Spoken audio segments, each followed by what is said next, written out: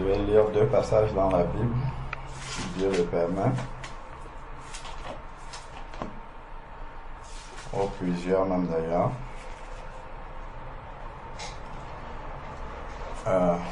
Donc le premier, on va lire dans Luc chapitre 21.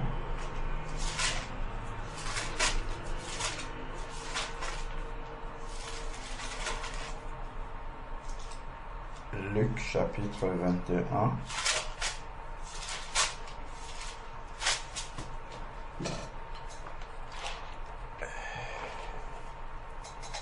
Luc chapitre 21.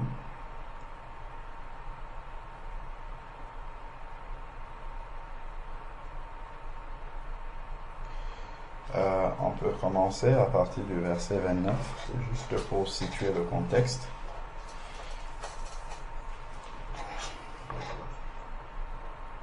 Et il leur dit une parabole, Luc 21, verset 29,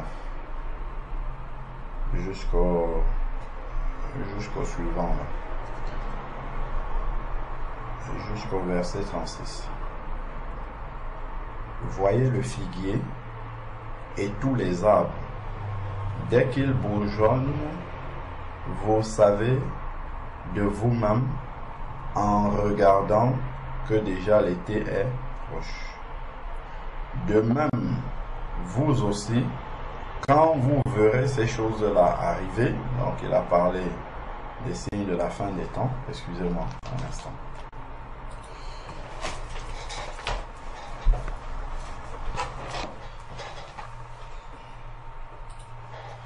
Alors, donc c'est en rapport avec les signes du retour de Jésus. Quand il dit de même aussi, quand vous verrez ces choses-là arriver, c'est tout ce qu'il a cité avant.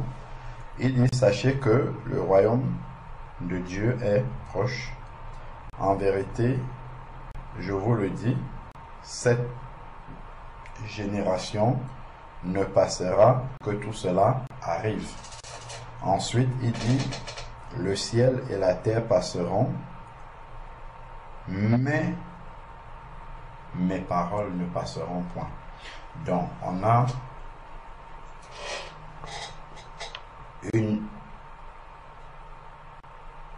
un premier indice que le Seigneur nous donne pour nous garder. Je vais retourner d'abord au tout début pour voir, parce que en fait ça là, le verset 32 là, c'est une conclusion d'une série. Regardons au début, prenons à partir du verset 5, Luc 21 à partir du verset 5. Il est écrit, comme quelques-uns disaient du temple qu'il était orné de belles pierres et d'objets apportés en offrande. Jésus dit, les jours viendront où ce que vous voyez, de ce que vous voyez, il ne restera pierre sur pierre qui ne soit renversé. Voilà une prophétie que Jésus avait donnée, qui s'est accomplie en l'an 70, où le temple a été détruit à Jérusalem et il ne reste plus que le mur des lamentations où vous voyez les Juifs aller prier comme ça à la télévision quand on monte Jérusalem. Donc cette prophétie s'est accomplie. Donc ensuite maintenant, ils lui demandèrent, ce sont les disciples de Jésus qui lui demandèrent, Maître, quand donc cela arrivera-t-il et quel sera le signe annonçant ces événements? Il y a beaucoup de signes, mais les disciples demandent le signe. Donc parmi tous ces signes-là, pour les disciples, il y en a un qui est important. Alors, qu'est-ce que Jésus va leur répondre? Jésus répondit, prenez garde d'être séduits. Voilà ce que Jésus dit aux disciples. Prenez garde d'être séduits. Nous vivons exactement dans les temps où effectivement, si beaucoup ne prennent pas garde, j'ai entendu ça dans la prière tout à l'heure, la séduction tape à la porte de tout le monde. Et Jésus prévient le signe. Après, il va parler des guerres, de plein de trucs, mais le signe le plus important sur lequel il faut prendre garde, il faut faire attention, c'est de ne pas être séduit. Prenez garde de ne pas être séduit. Et ensuite, il explique comment la séduction va venir. Il dit, car beaucoup viendront en mon nom. Comment est-ce qu'on vient au nom de Jésus? Quelqu'un ne va pas venir dire, je suis Jésus. Il va venir avec la parole de Jésus et il va raconter ce qu'il a envie de raconter. Et celui qui ne va pas veiller, celui qui ne va pas prendre garde, va tomber. Continuons. Il dit, car beaucoup viendront en mon nom et ils diront, c'est moi. Donc, voici la vérité. C'est ça, hein? Parce que Jésus est la parole. Jean chapitre 14, Jean chapitre 1, verset 14. Donc, ils diront, c'est moi. Donc, la parole que je dis ici, là, c'est ça qui est la vérité. Et le temps est proche. Il dit quoi? Ne les suivez pas. C'est après avoir dit ça qu'il commence à citer tous les autres signes. Les guerres, les famines, ainsi de suite. Donc, pourquoi je disais que ça fait suite à une série? J'ai tenu à lire le début, la séduction. Revenons maintenant au verset 32 où nous étions. Le ciel et la terre passeront, mais mes paroles ne passeront pas. Les paroles d'un homme vont passer, mais les paroles de Jésus-Christ ne passeront pas. Si tu veux avoir la certitude de ne pas être séduit, d'être sur tes gardes, la meilleure façon, c'est de chercher les paroles de Jésus. Les paroles de Jésus sont là-dedans. C'est la méditation de la parole. C'est ça qu'il faut chercher. Lorsque tu seras enraciné dans la parole de Dieu, tu sauras la volonté de Dieu. En fait, tout le reste va dépendre de ça. Lorsque tu seras enraciné dans la parole de Dieu, bien sûr en la méditant avec un cœur ouvert, en la méditant pour l'appliquer comme Esdras faisait. Là, c'est de cette manière-là que tu seras gardé. Et d'ailleurs, la suite, il dit, le ciel et la terre passeront, c'est le verset 33, passeront, mais mes paroles ne passeront pas. Donc, la seule valeur certaine, sûre, qui ne bougera pas, c'est la parole de Dieu. Il faut méditer, il faut ruminer cette parole-là. Elle doit être en nous, tester tout par la parole de Dieu, tout ce qu'on entend. Ce n'est pas parce que quelqu'un vient dire hey, ça maintenant j'ai vu ça là, je sais pas moi j'ai entendu ça là-bas, j'ai vu ça en rêve, j'ai vu ceci là. Où est-ce que tu as vu ça dans la parole de Dieu? Si tu n'as pas ce réflexe là, mon frère, ma soeur, tu vas tomber. C'est une certitude. Ce n'est pas une prophétie, c'est sûr que ça va arriver. Si tu n'as pas ce réflexe là, c'est sûr et certain que à un moment donné, tu vas tomber. Parce que le Seigneur a dit dans Matthieu 24 que même les élus pourront être séduits. La seule manière de ne pas d'être sur ses gardes, comme Jésus a dit, c'est que dès qu'on me dit quelque chose, mon frère, ma soeur, montre-moi ça dans la parole. Ce que tu dis là, montre-moi un exemple dans la Bible, que je lise, je m'en vais méditer moi-même. Si on n'a pas ce réflexe-là, on sera ballotté comme ça, vacillant. Et le fait de méditer la parole nous donne une vue d'ensemble des Écritures. C'est très important. Quand quelqu'un va venir sortir un verset isolé quelque part, comme tu as médité la parole et que l'Esprit de Dieu l'a gardé en toi, là tu auras le réflexe de savoir, l'Esprit de Dieu va te rappeler quelque chose que tu as médité, peut-être dans Genèse, alors que la personne est en train de te parler d'un verset qui se trouve dans Apocalypse ou Jude. Tu vas dire, mais dans Genèse, c'est écrit ça. Pourquoi ça se contredit? Pourquoi ça se mélange par rapport à ce que tu dis? Et c'est comme ça que tu vas mettre le doigt sur l'erreur. Bon, avançons. C'est la parole de Dieu qui ne passera pas. C'est comme ça qu'on reste sur ses gardes, comme Jésus a dit. Mais avançons. C'est pas là que je voulais en venir. Ensuite, il redit encore, prenez garde à vous-même. Prenez garde à vous-même.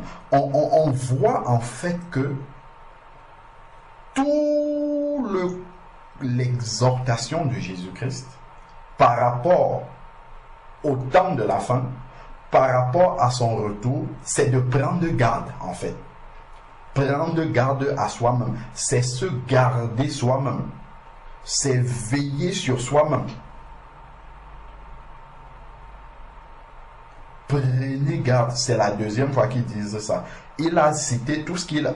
Au début d'abord, la première chose, dès qu'il a parlé de la séduction, il a dit prenez garde. Il a cité tous les signes qui viennent là. Il dit encore prenez garde. Et il le dit juste derrière, le ciel et la terre passeront. Donc tout ce qu'il y a dans ce monde passeront, sauf la parole. Il a dit mes paroles, pas la parole d'un homme. Un homme peut prêcher ça aujourd'hui, demain il dit le contraire. Mais la Bible là ne change jamais. Le contenu là ne va jamais changer. Jamais. Donc il vaut mieux retenir ce qui est écrit dans la Bible. C'est ça qui nous gardera de tout ce qui va arriver. Donc après avoir dit mes paroles ne passeront pas, il dit prenez garde encore à vous-même. Maintenant il y a une expression qui est là. Prenez garde à vous-même de crainte que vos cœurs ne s'apesantissent par les excès ou l'ivrognerie, les soucis de la vie, et que ce jour ne fonde à l'improviste. Il cite des choses qui pourraient nous conduire à la distraction, qui pourraient nous envahir l'esprit et nous éloigner de la manière, de la veille qu'on doit faire sur nous dans ces temps de la fin. Donc il parle des excès, il parle de l'ivrognerie, il parle des soucis de la vie.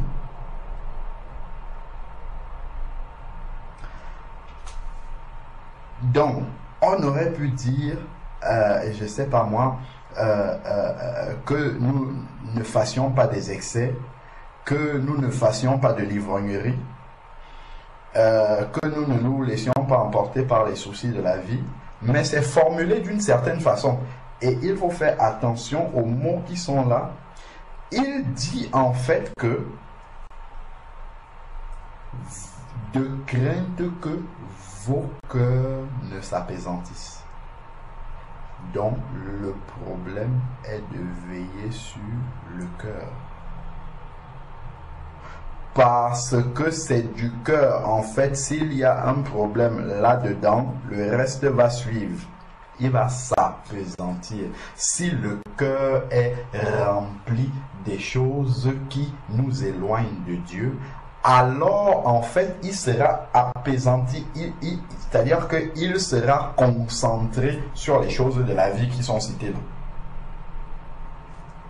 Et effectivement, l'un des signes des temps de la fin, c'est que nous serons accablés par la tentative de faire des excès, accablés par les soucis de la vie.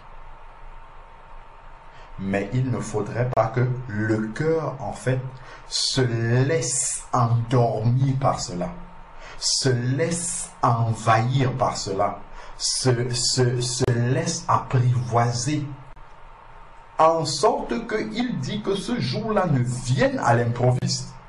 C'est-à-dire que quand ce jour-là va arriver, le cœur ne sera pas sur ses gardes. Le cœur ne sera pas en train de veiller. Le cœur sera occupé aux soucis de la vie, occupé aux excès, occupé à l'ivrognerie. La pensée sera ailleurs et ça va nous surprendre alors que normalement, cela n'est pas censé surprendre un enfant de Dieu. Donc ça, c'est un premier élément. Prenez garde à vous-même de craindre que vos cœurs. C'est de prendre garde à son cœur, à ce qu'on laisse rentrer là-dedans, à ce à quoi la pensée de notre cœur est attachée. Colossiens 3 dit de penser constamment aux choses d'en haut. Donc, ne laissez résider dans notre cœur, séjourner dans notre cœur, que les choses d'en haut. Les choses d'en bas peuvent transiter dans notre cœur, mais pas séjourner là-dedans. Ils transitent parce qu'on a besoin de résoudre un problème. Ça passe comme ça, on le résout et puis ça sort immédiatement. Mais ce qui doit séjourner et rester en permanence dans notre cœur, c'est ce qui est en haut, l'attachement en haut. Colossiens chapitre 3, versets 1 à 3. Si donc vous êtes ressuscités avec Christ, pensez constamment aux choses d'en haut et non celles qui sont sur la terre. C'est remplissez vos cœurs des choses qui sont en haut et non celles qui sont sur la terre. Et les choses qui sont en haut sont dites dans la parole de Dieu. C'est que peu importe ce que je suis en train de faire, mon cœur est en pleine méditation de la parole de Dieu. Constamment, mon cœur ne se déconnecte jamais de Dieu.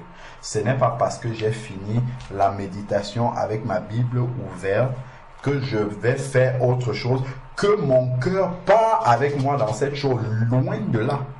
Je médite la parole, mon cœur est là. Je passe à une autre activité, mais mon cœur reste sur la parole. Je ne me déplace pas avec mon cœur dans cette activité-là. Les membres extérieurs font l'activité, mais mon cœur veille sur cette parole-là. Voilà comment le Seigneur me révèle des choses. Quand je dis me révèle, c'est en tant qu'enfant de Dieu, c'est pas moi spécialement. Nous révèle des choses. Quand notre cœur veille comme ça, tu vas voir par exemple, tu es en train de faire une activité.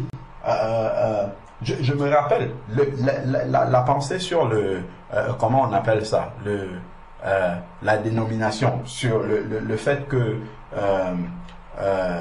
Jésus est vivant et dont son épouse ne peut pas changer de nom.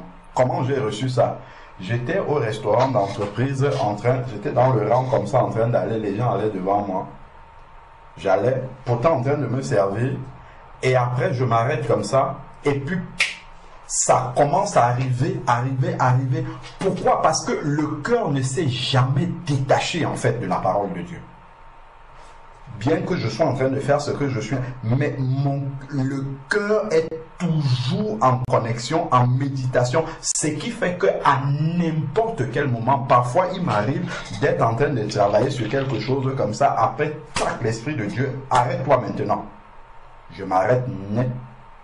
Et je suis obligé de prendre un stylo pour noter des choses, pour ne pas l'oublier. Parce que le cœur, lui, il est resté dans la méditation. Et ça, c'est important, en fait, de ne jamais se déconnecter comme ça. De ne jamais se déconnecter et embarquer son cœur dans les activités que nous faisons. Le cœur, lui, il doit toujours rester en veille par rapport à la parole de Dieu. Et c'est ça d'ailleurs qui va nous garder lorsque nous faisons autre chose. Donc, dès que l'ombre du péché va s'approcher, immédiatement, la parole sera là pour dire, attention, ça c'est péché. Attention, ça ce n'est pas la volonté de Dieu. Attention, là tu es en train de sortir. Voilà plutôt ce que Dieu attend de toi. Le cœur. La crainte que vos cœurs, ça c'est aux enfants de Dieu qui dit ça. Parce que les enfants de Dieu peuvent malheureusement, parce que le cœur ne veille pas, ne prend pas garde à lui-même, peuvent se retrouver surpris. Et il dit verset 35, comme un filet car il viendra sur tous ceux qui habitent la surface de la terre. Donc, il nous a mis la parole pour nous garder nous-mêmes. Sa parole ne passera jamais. Voilà la première chose que Jésus-Christ nous a dit. Sa parole nous permet de nous garder nous-mêmes. C'est garder la parole. Veiller à ce que nous laissons passer dans notre cœur. Que rien, comme on a dit, ce qui est de la terre, si on doit faire quelque chose, ça transite simplement, mais ce qui doit résider dans notre cœur, ce sont les choses d'en haut. Il va nous donner une deuxième exhortation, c'est veiller donc. La veille est une conséquence, c'est-à-dire pour se garder soi-même, il faut donc veiller et prier en tout temps. Veiller, ce n'est pas faire la veille de prière demain. Oui, la veille de prière peut aider. Quand il parle de veiller, c'est surveiller son cœur. En fait, c'est de ça qu'il parle. Quand il dit veiller, c'est veille sur ton cœur. Veille, parce qu'il a parlé du cœur avant. Parce que tu peux passer une nuit blanche à veiller, mais ton cœur ailleurs. Ton cœur est dans la distraction, mais toi, tu es en veillée de prière ici. Il n'y a rien qui se passe. Si tu es véritablement en veillée de prière avec tout ton cœur, en fait, c'est encore mieux parce que tu veilles physiquement, mais le cœur aussi veille. Donc, il dit de veiller donc et prier en tout temps. Ce n'est pas à certains moments, en fait. Oui, on a des moments de prière, mais on doit être constamment connecté dans un esprit de prière. Et c'est là où, en fait, Dieu va toujours nous révéler ce qui se passe là dans l'environnement. Il va nous prévenir. Il y a ça qui t'attend là-bas. Fais attention, prépare-toi à ça, ainsi de suite. Et c'est comme ça, en fait, qu'on va se garder soi-même. On ne se garde pas soi-même comme ça par notre propre sagesse ou notre propre intelligence. Non. Dieu nous a donné les armes pour se garder soi-même. Il nous a donné les armes pour éviter que notre cœur soit dans la distraction. Tout est ici là-dedans. Veiller et prier en tout temps. Pas de temps en temps. Si tu pries de temps en temps, tu peux être surpris. Mais si tu es constamment dans un esprit de prière, de connexion avec le Père ne peut que te révéler. Regardons dans Genèse chapitre 18. Quand l'Éternel est venu à la rencontre d'Abraham, les 3 hommes qui sont venus le trouver sur les chaînes de Mamré, au moment de partir, ils allaient pour détruire la ville de Sodome. Qu'est-ce qu'il dit? Allons un peu voir ce qu'il dit. Regardons, ça c'est important en fait, de voir comment le Seigneur agit. Genèse chapitre 18.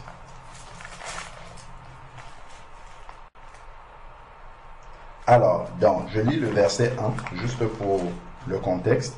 L'Éternel lui apparut, c'est à Abraham, aux chaînes de Mamré, tandis qu'il était assis à l'entrée de sa tente pendant la chaleur du jour. Donc, il leva les yeux, verset 2, et regarda, 3 hommes étaient debout près de lui. 3 hommes sont arrivés.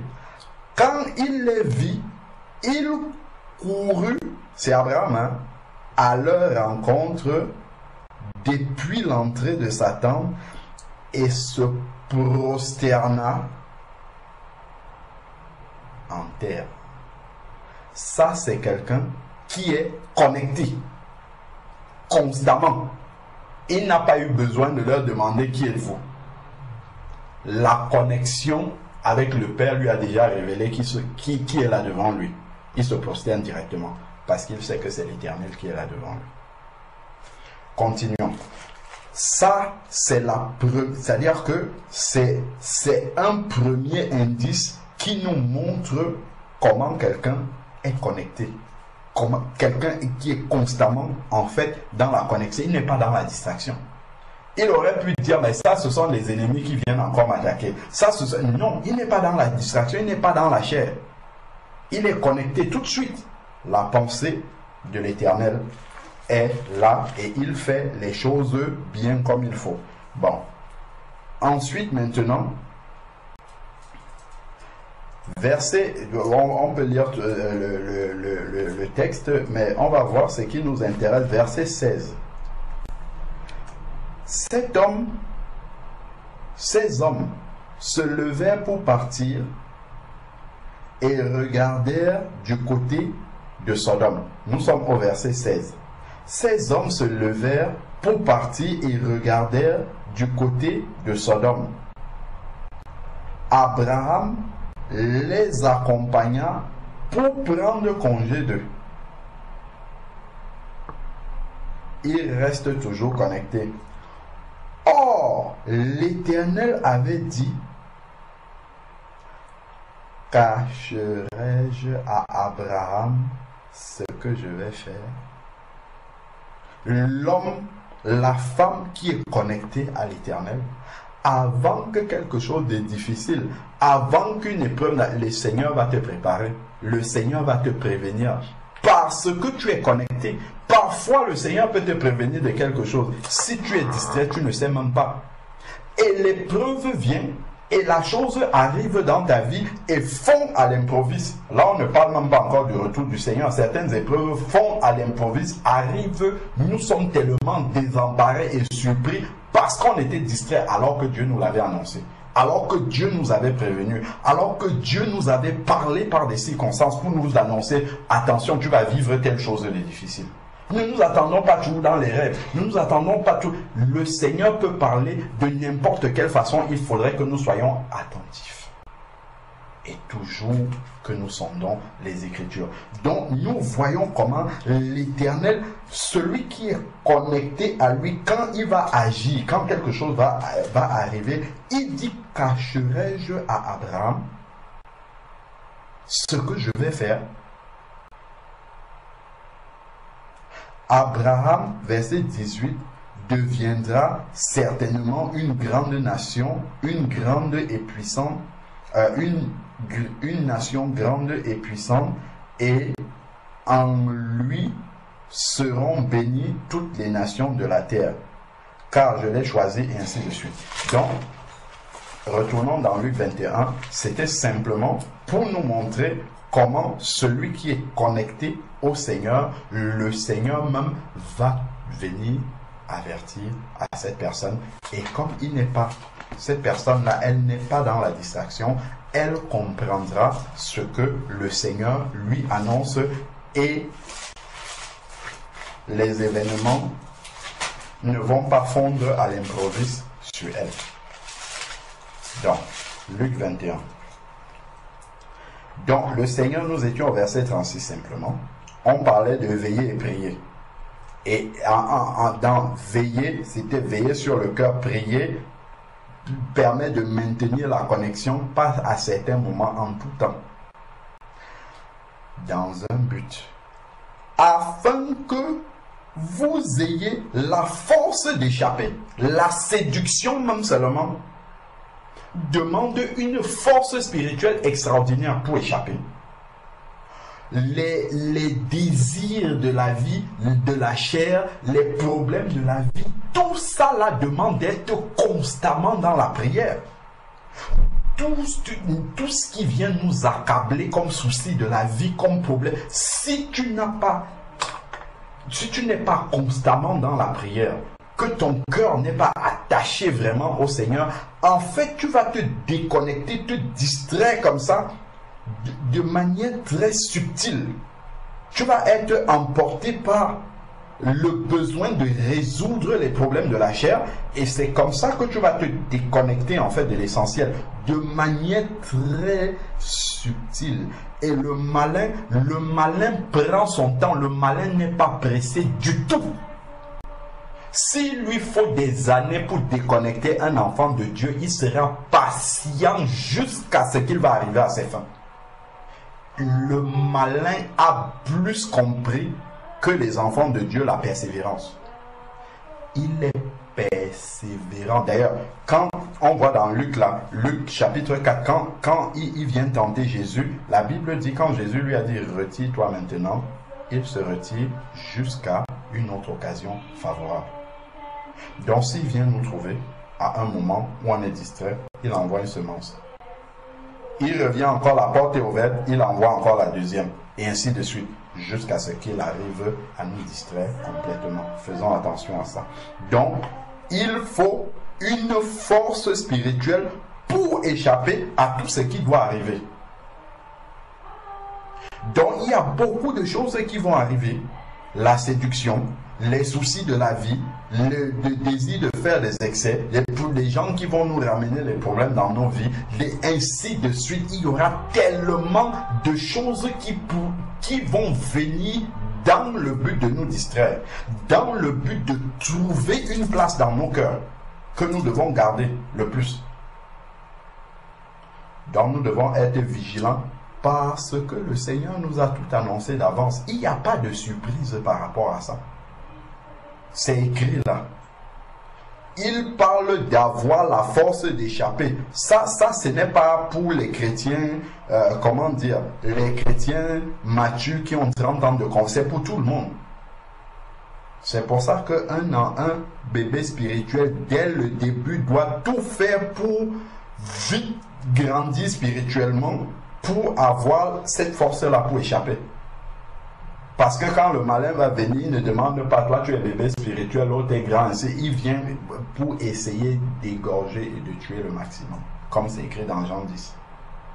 D'échapper à tout ce qui doit arriver et paraître debout devant le Fils de l'homme. Première chose. Deuxième chose maintenant, c'est dans 1 Thessaloniciens chapitre 5. Tout à l'heure, je disais que normalement, cela ne devrait pas surprendre un enfant de Dieu. Regardons 1 Thessaloniciens chapitre 5 à partir du verset 1. 1 Thessaloniciens 5 à partir du verset 1. Pour ce qui est des temps et des moments, vous n'avez pas besoin qu'on vous en écrive. Donc on n'a même pas besoin de nous informer que c'est la fin des temps. Nous le ressentons. Lorsque nous voyons tout ce qui arrive, nous savons que nous sommes en plein dedans. Car vous savez vous-même parfaitement que le jour du Seigneur viendra comme un voleur dans la nuit, à l'improviste. Quand les hommes diront paix et sûreté, il ne faut sûrement pas regarder la télé pour attendre la paix de là-bas. C'est alors que, soudainement, la ruine fondra sur eux comme les douleurs sur la femme enceinte et ils n'échapperont point. Ça, normalement, c'est le monde. Mais vous n'êtes pas des ténèbres pour que ce jour-là vous surprenne comme un voleur. Ça, c'est normalement. Si nous veillons, on ne sera pas surpris. Si on se garde soi-même, on ne sera pas surpris. Non seulement du retour du Seigneur, mais ne regardons pas tout de suite là il parle du retour du Seigneur, mais il y a des événements de notre vie des choses qui peuvent arriver dans notre vie dans le but de nous sortir déjà, de nous sortir du chemin étroit sur lequel nous sommes. Veillons, faisons très attention que nous ne soyons distraits par rien du tout. Ne donnons pas des rendez-vous au Seigneur. Seigneur, quand ça sera résolu dans ma vie, alors je vais me consacrer. Faisons attention à ça. Parce que ce que tu veux résoudre là avant de te consacrer au Seigneur peut t'éloigner définitivement et jamais tu n'auras fini de résoudre ça et tu ne te consacreras pas et le malin aura eu raison de toi. Veillez et priez en tout temps pour avoir la force d'échapper.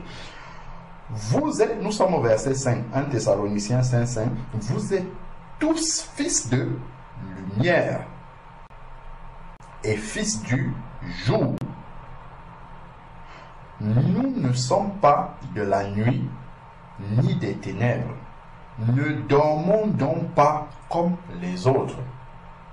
Oui, la veille de prière, on ne va pas dormir, c'est une chose. Lorsqu'il parle de dormir, faisons attention, on parle également de sommeil spirituel. Que notre cœur ne soit pas en sommeil spirituel et que n'importe quoi vienne entrer et trouve sa place là-dedans en sorte de nous éloigner de ce qui est essentiel pour nous. qui est de travailler à notre salut avec crainte et tremblement. C'est ça qui est essentiel pour nous. Tout le reste là passera, ça vient après. Donc ne dormons pas, parce que c'est quand tu dors que l'ennemi, souvenons-nous de la parabole de l'ivraie. C'est à quel moment qu'on a semé l'ivraie? C'est quand le maître dormait. Donc si tu es en sommeil sur ton cœur, c'est là où l'ennemi vient s'aimer des choses. Quand on parle de sommeil spirituel, c'est que tu ne veilles pas sur les choses auxquelles tu crois, tu laisses entrer, tu ne vérifies pas dans la parole les événements de la vie, ta pensée, de tout ça, c'est dû au sommeil spirituel. C'est dû à la distraction spirituelle, distraction du cœur. N'oublions pas que on peut avoir en apparence une activité, de l'activisme même religieux par les prières ainsi de suite, mais si le cœur n'est pas là-dedans, nous n'y sommes pas. Nous n'y sommes pas du tout, du tout. Il faut que le cœur même soit dans ce que nous sommes en train de faire par rapport au Seigneur. Si nous sommes dans la prière, le cœur doit être attaché. Si on est dans la méditation, le cœur doit être là. La pensée doit être là également.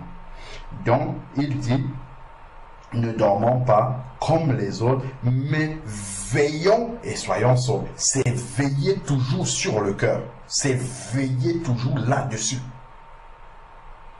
Parce que si je suis en veille physiquement, je n'arrête pas de le dire, et que mon cœur est ailleurs, ça ne me sert à rien du tout. Ceux qui dorment, dorment la nuit, et ceux qui s'enivrent, s'enivrent la nuit. Mais nous, nous sommes du jour, soyons sobres. Revêtons la cuirasse de quoi? La foi. La foi vient de quoi? Ce qu'on entend. Ce qu'on entend vient de la parole de Dieu. L'amour ainsi que le casque de l'espérance du salut. Donc, voilà vraiment quelques exhortations sur les temps difficiles dans lesquels nous vivons. C'est déjà écrit dans la parole. Ce n'est pas quelque chose qui doit nous surprendre. C'est ce que Paul a dit à Timothée. Je crois que c'est dans 2 Timothée chapitre 3. Il lui a dit ça au verset 1. Sache que dans les derniers temps surgiront des temps difficiles. Dans les temps dans lesquels nous sommes sont difficiles. Les combats seront nombreux. Donc il faut être veillé et prier pour avoir la force de surmonter ces combats-là. Mais Dieu laisse arriver ces combats-là pour nous former, pour que nous soyons du mieux possible prêts pour le moment où justement nous en aurons besoin, où les temps seront encore plus difficiles que cela. Amen. Non, je ne sais pas s'il y a des questions, mais cela fait déjà émerger plusieurs sujets de prière qu'on pourra retenir pour la veillée, pour le jeûne demain, ainsi de suite. Donc, est-ce que vous avez des questions ou des sujets de prière en particulier? Moi, je voulais d'abord ajouter quelque chose. D'accord. Amen. Ce que je retiens de l'enseignement, c'est déjà le cœur. Le cœur est vraiment la cible principale qui nous amène au Seigneur. Dans Acte 2, on nous dit « Ils eurent le cœur vivement touché ». C'est quand le cœur est touché que celui qui ne connaissait pas Christ se rend compte qu'il était dans l'erreur. Donc c'est quand ils eurent le cœur vivement touché qu'ils demandèrent « Frères, que ferons-nous » Donc c'est lorsque le cœur est a déjà été sensible,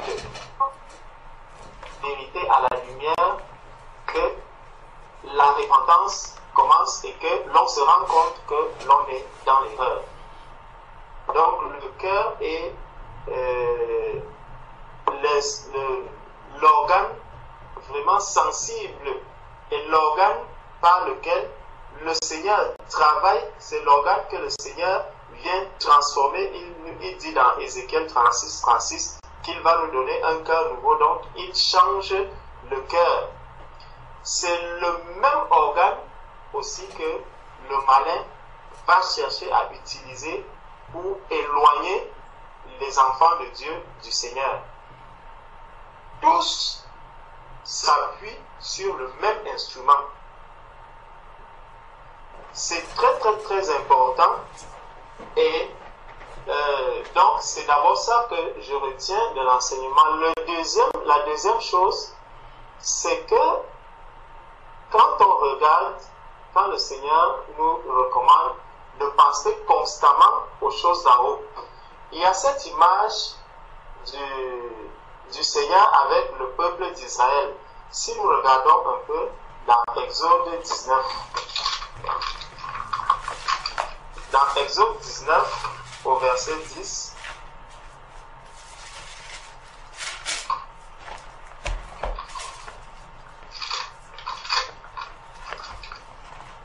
Exode chapitre 19, au verset 10. Et l'Éternel dit à Moïse, va vers le peuple, sanctifie-le aujourd'hui, et demain qu'ils lavent leurs vêtements, qu'ils soient prêts pour le troisième jour, car le troisième jour, l'Éternel descendra aux yeux de tout le peuple sur la montagne de Sinaï. Bon. Tu fixeras au peuple les limites tout alentour, et tu diras, gardez-vous de monter sur la montagne ou d'en toucher le bord. Quiconque touchera la montagne sera puni de mort. Donc, quiconque va toucher le bord de la montagne sera puni de mort. Donc, il va mourir. Et qu'est-ce qui va mourir? Il y aura donc la mort physique déjà, parce que c'est Dieu qui détient le souffle de vie de tout être humain. Donc, celui qui désobéit à Dieu, Dieu peut lui retirer le souffle de vie à cause de la désobéissance. Et non seulement il retire le souffle de vie, mais il y a aussi une autre mort qui peut s'en suivre, c'est la mort spirituelle. Donc, le rejet, le Seigneur va te rejeter de l'éternité, donc du paradis. Tu n'hériteras donc pas de ce paradis, du royaume des cieux. Donc, nous voyons que si quelqu'un reste dans la présence du Seigneur, si quelqu'un demeure dans la présence du Seigneur, celui-là est celui qui va aussi demeurer avec le Seigneur et donc sans péché. Celui qui est dans la présence du Seigneur continuellement demeure sans péché. Pourquoi? Parce que Dieu n'accepte pas le péché. Et dès lors qu'on commence, dès lors que les regards ne sont plus du côté du Seigneur ou qu'on n'est plus dans la présence du Seigneur, et ceci avec son cœur, le péché forcément trouve une faille, il trouve une place pour entrer. Et dès lors que le péché entre, ça veut dire que le Seigneur aussi, nous nous sommes déjà éloignés du Seigneur. Donc, si je veux rester dans la présence, si je veux rester vraiment dans la sainteté, dans la sanctification, je dois rester continuellement dans la présence de Dieu. Et rester continuellement dans la présence de Dieu, ça signifie demeurer continuellement dans la méditation de la parole, dans les prières. Là, je suis continuellement en train de méditer. Et puisque je vais méditer continuellement, Jean 1 nous dit au commencement était la parole était avec Dieu, la parole était Dieu. Donc, puisque je suis dans la présence de Dieu, Dieu ne tolérera pas l'iniquité, que l'iniquité arrive, et Dieu va me préserver de beaucoup de choses. Donc, la méditation continuelle de la parole de Dieu dans le cœur nous éloigne de l'iniquité. Donc, ça, c'est un point très important. C'est donc en allant, en sortant, en partant là où je vais, je dois continuellement méditer la parole de Dieu, méditer les Écritures, non pas méditer les choses que j'ai vues, ce que j'ai entendu peut-être d'un frère, d'une sœur ou de tel. Non, il faut que je médite continuellement les Écritures. Ça me préserve de beaucoup de séductions, ça me préserve de beaucoup de choses. Un homme peut bien dire ce qu'il veut, chacun peut dire ce qu'il veut, penser ce qu'il pense, mais si j'ai lu quelque chose dans la parole de Dieu et que je le garde dans le cœur, je le médite, je le rumine à l'intérieur de mon cœur, le Seigneur va me révéler un bon nombre de choses. C'est pour cela qu'il dit que dans Apocalypse 22, verset 11, il dit que celui qui se sanctifie davantage. Ça veut dire que puisque la séduction sera grande dans les temps de la fin, il va falloir encore doubler d'efforts pour demeurer dans la présence de Dieu. Et puisque je serai continuellement dans la présence de Dieu, je ne dois pas faire l'erreur. Et afin d'éviter la mort qui est arrivée au peuple d'Israël lorsqu'il tombait dans la désobéissance. Donc si quelqu'un veut demeurer dans la présence de Dieu, il doit se sanctifier davantage. Et pour se sanctifier davantage, on doit rester dans la méditation de la parole. Puisque tant que je médite la parole, tant que je suis en train de parler, de poser des questions au Seigneur, afin que je puisse recevoir des réponses venant du Seigneur, non pas venant d'un homme ou venant de quelque chose qui me dérange dans ma vie, je dois méditer, parce que lorsqu'on médite la parole de Dieu, déjà, soi-même on s'oublie. La vie même qu'on mène, on l'oublie. Nos enfants même, on les oublie. Le mari même, on l'oublie. Tout ce qui est autour de nous, on l'oublie. Quand on médite véritablement la parole de Dieu dans le cœur. Mais si nous voyons que continuellement, au lieu de demeurer dans la parole, au lieu de passer du temps à ruminer la parole, à nous rappeler ce que nous avons lu, mais pourquoi est-ce que le peuple d'Israël, le Seigneur lui a donné des limites qu'il ne faut pas qu'il franchisse? Ces limites-là même, je ne sais pas si vous vous êtes déjà posé, ces limites-là même, c'était quoi? De quelles limites comment est-ce que ces limites-là se sont? C'est des questions qu'on se pose quand on médite la parole de Dieu. Et si vraiment un jour tu te lèves, tu commences à lire ce verset de Exode, chapitre 19, du verset 10 peut-être au verset 13, tu vas te poser énormément de questions et toute la journée, tu seras en train de repasser cette parole. Seigneur, mais qu'est-ce que ça signifie même les limites? De quoi est-ce qu'on parle quand tu demandes à Moïse de mettre des limites? Est-ce que dans la nouvelle alliance, il y a aussi des limites? Est-ce que toutes ces questions vont commencer à t'arriver? Et c'est pour ça qu'à certains moments, tu seras peut-être en train de faire un travail que l'on t'a donné dans ton lieu de travail où tu es utilisé par Pharaon. Pendant que tu es en train de travailler, tu vois une réponse qui te vient et automatiquement, tu laisses ce que tu étais en train de faire. Puisque tu as posé la question au Seigneur, alors le Seigneur te donne la réponse, peut-être quand tu ne t'attendais même pas. Et là, tu vas laisser vite faire ce que tu es en train de faire pour noter. Et là, tu vas commencer maintenant, après, à chercher, à regarder. Ah, voici ce qui m'est venu en tête. Et effectivement, ici, on parle aussi de telles choses. Et là, on parle aussi de telles choses. Là, on parle aussi de telles choses. On parle aussi de ceci. Et c'est comme ça que le Seigneur va te conduire. Et tu seras rempli toute la journée. Tu auras fait non seulement le travail des hommes, mais Dieu t'aura beaucoup enseigné. Tu auras passé toute la journée dans la présence de Dieu. Et ça montre que tu es resté. Quand tu es dans tu n'as pas le temps de causerie des hommes, de penser aux choses de la terre et tout ça. Non, ta mémoire est vraiment connectée à ce que le Seigneur attend de toi. Donc, maintenant, celui qui se sanctifie, pourquoi est-ce que l'on va donc demeurer dans la sanctification? La question c'est, qu'est-ce que l'Église? Qui est l'Église? Parce que le frère disait qu'il y a beaucoup de choses qui ne vont pas te surprendre. L'Église, c'est qui? C'est ça la question. L'Église est l'épouse de Christ. Ne l'oublions pas. C'est l'épouse de Christ. Pour ceux qui sont mariés, est-ce que le mari peut s'engager dans un projet sans informer son épouse?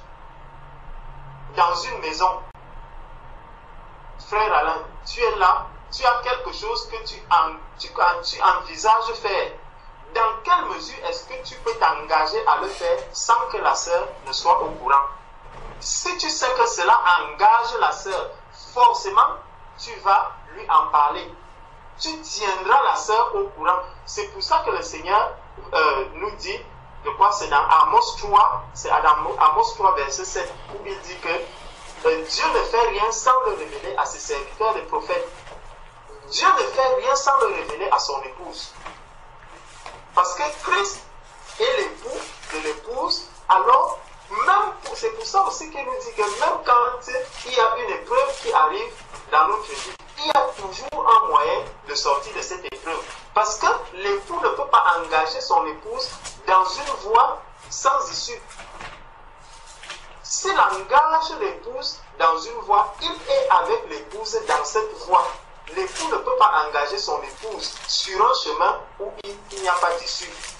Forcément, s'il engage son épouse dans une voie, il sait qu'ils sont ensemble et qu'ils arriveront au bout ensemble.